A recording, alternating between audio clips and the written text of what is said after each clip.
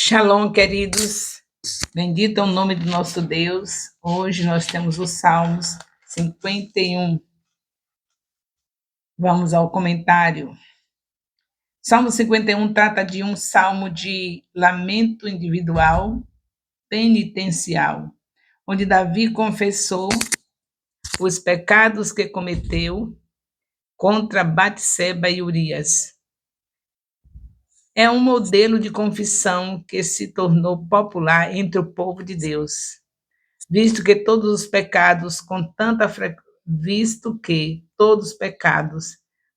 frequência e precisamos confessar com frequência, este salmo é uma ajuda e conforto para todos nós. Além disso, o título explica a situação da qual este salmo surgiu. Segundo Samuel 11, confissão e arrependimento. Davi apelou a Deus, Elohim, para purificá-lo por causa do seu amor leal e compaixão. Este é o primeiro dos salmos de Davi, em que ele se dirige ao Senhor como Elohim, possivelmente refletindo a distância que sentia de Deus como Jeová. Ele sabia que não merecia o perdão do Senhor, nem poderia ganhá-lo. O perdão divino vem aos pecadores somente por sua graça. Ele pediu a Deus para apagar o registro de suas transgressões, ou seja, pecados que vão além dos limites que Deus estabeleceu para a conduta. Louvado seja Deus. Este salmo é bem conhecido. Eu acredito que todos nós já precisamos desse modelo para nos aproximarmos de Deus. Esse salmo é um modelo para aquele que se arrepende, que confessa, que quer confessar e ter arrependimento do pecado. Os escritores bíblicos muitas vezes comparam os atos de uma pessoa com a roupa que ela usa, porque é isso que as outras pessoas veem quando olham para nós. Davi pediu a Deus que lavasse sua iniquidade, a iniquidade, no caso, o mal moral, como a sujeira que estava em sua roupa. Purificação é um termo que vem do ritual do tabernáculo. Aqueles que vieram à presença de Deus para adorá-lo e servi-lo tinham que ser limpos. Davi corretamente viu seu pecado como impossibilitado a adoração e o serviço de um Deus santo. Cerca de um ano se passou entre o pecado de adultério de Davi e o momento em que ele reconheceu sua culpa. Sabemos disso porque Batseba deu à luz à criança que ele concebera ilegitimamente, quando Davi confessou seu pecado. Foi no mesmo período que a criança do adultério, resultado do adultério, nasceu. Segundo Samuel 12, de 13 a 18.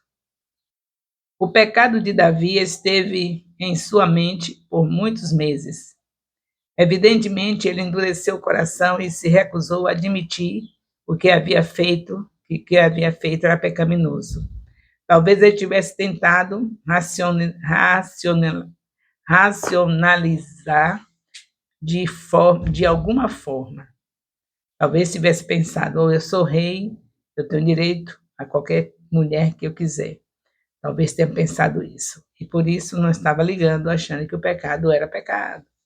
Quantas vezes acontece conosco, a gente faz uma coisa e depois, não, mas eu tinha direito a fazer isso. Quantas vezes a gente faz isso? Por exemplo, um casamento. O cônjuge pintou os canecos. Estava detonando tudo. Aí você diz, eu tinha direito a me divorciar, porque o meu cônjuge era demais. Só Deus sabe o que ele fazia. Só faltava me matar. Então, eu tenho direito. E fica passando por cima, achando que está abafando. Nós não temos direito de quebrar aliança alguma. Isso está provado quando nós lemos lá no livro de Josué, quando ele fez aliança com os gibeonitas, e Deus não permitiu que ele desfizesse, mesmo sabendo que ele fez aliança com a pessoa que tinha enganado a ele. Mas Deus não leva o culpado por inocente. Ele podia ter consultado a Deus primeiro. Provavelmente a pessoa que está em um casamento desse, que está desse jeito, o cônjuge detonando tudo, acabando com tudo, só falta matar, provavelmente não foi alguém que consultou a Deus em relação ao casamento, que pediu a Deus esse cônjuge. Portanto, não tem razão para a gente ficar pensando, será que isso é pecado mesmo? Eu acho que não, porque Deus sabe, eu tinha razão.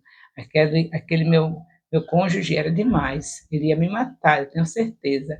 E eu não queria morrer, eu tinha que separar. Então, Davi pode ter pensado, eu sou rei, o que é que tem? Eu tenho direito a qualquer mulher que eu queira, que eu desejar. Eu sou rei, uma das coisas que era importante na vida de um rei era ter muitas mulheres à sua disposição. Mas Davi era ungido do Senhor, podia ser certo para qualquer rei, menos para ele. A mesma coisa de nós hoje, pode ser certo para qualquer um deixar o seu cônjuge porque estava querendo matar, menos para nós. O único motivo que Deus libera, a si mesmo, se você perdoar, o Senhor vai achar melhor, porque ele diz perdoar 70 vezes 7, está incluído nesse assunto também. Se a gente perdoar, melhor ainda, que é o único pecado que é liberado, é quando há adultério, mas se perdoar, o galardão vai ser maior. Então, quer dizer, deve ter sido uma situação como essa, né? Davi achando que podia, porque ele era rei, o que ele tinha? E aí demorou de pedir perdão. Davi finalmente chegou ao ponto em que estava disposto não apenas de chamar seu pecado do que era, mas admitir que era pecado principalmente contra Deus. Obviamente, ele havia pecado contra Batseba e seu marido, mas Davi admitiu com razão que a pior coisa que ele fez foi ofender a Deus. Ele não fez nenhuma tentativa de culpar a Deus pelo que havia acontecido, mas assumiu toda a responsabilidade por si mesmo. Ele reconheceu que seu juiz era inocente e que ele era culpado. Assumir a responsabilidade pessoal por nossos pecados é uma parte importante da verdadeira confissão. Dizer contra ti, somente contra ti pequei, pode convidar à argumentação de que o adultério e o assassinato dificilmente são erros particulares, mas é uma maneira tipicamente bíblica de ir ao cerne da questão.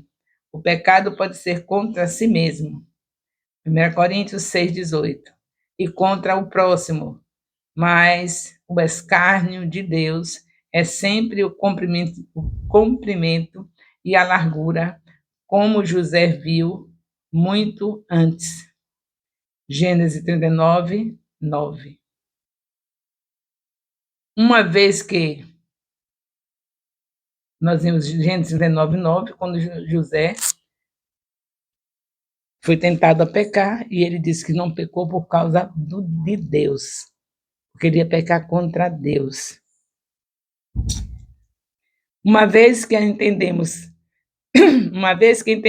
que nenhum pecado é contra um ser humano sozinho e que todo pecado é uma transgressão contra Deus, não vamos mais tratá-lo com tanta leviandade.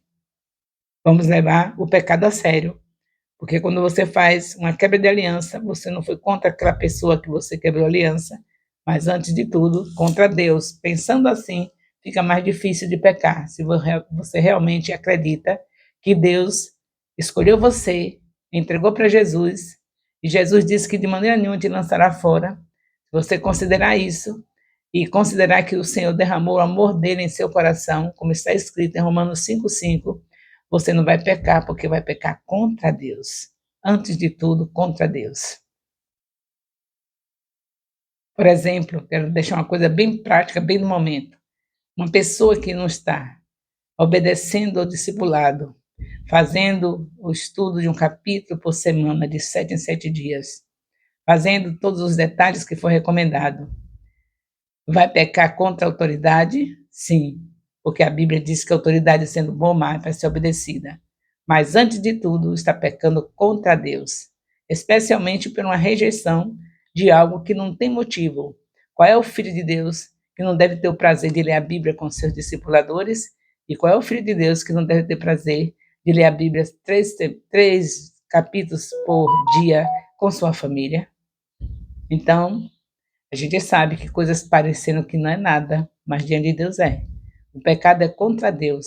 A rejeição está contra o líder e contra a palavra dele.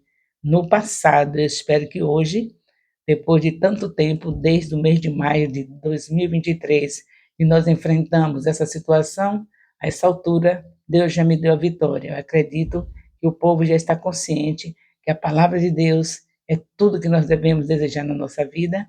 Ela é a fonte. Sabemos que há revistas tiradas da Bíblia, inspiradas pela Bíblia, há estudos feitos, imprimidos para nós estudarmos, tirados da Bíblia, mas ninguém vai dizer que a fonte é o principal, que não é o principal. O principal é a fonte, nós pegamos o melhor, frente a frente com a palavra de Deus, semanalmente. Então, tudo que se fez, as lições feitas em papéis, as lições feitas em revista que nós estudávamos no passado, nada foi desperdiçado, também era para Deus, era estudado baseado na palavra. Mas hoje é nobreza, hoje é você frente a frente com a palavra. Você acha que Deus deu esse livro santo, com 1189 capítulos, para você ficar somente olhando numa estante? De jeito nenhum. Graças a Deus que hoje nós estamos prósperos, em uma dimensão bem mais ampla, nossas famílias transformadas, nossos filhos crescendo em obediência aos pais, pais não escandalizando os seus filhos, tudo isso porque a palavra está reinando em cada lar que procurou obedecer às instruções que Deus nos deu desde maio de 2023. O amor de Deus, nosso Pai, a graça salvadora do nosso Senhor Jesus Cristo, a comunhão do Espírito Santo, seja com todos os discipuladores e discípulos do Ministério Apostólico Internacional, Filhos de Jerusalém, desde agora e para sempre. Amém. Louvado seja Deus.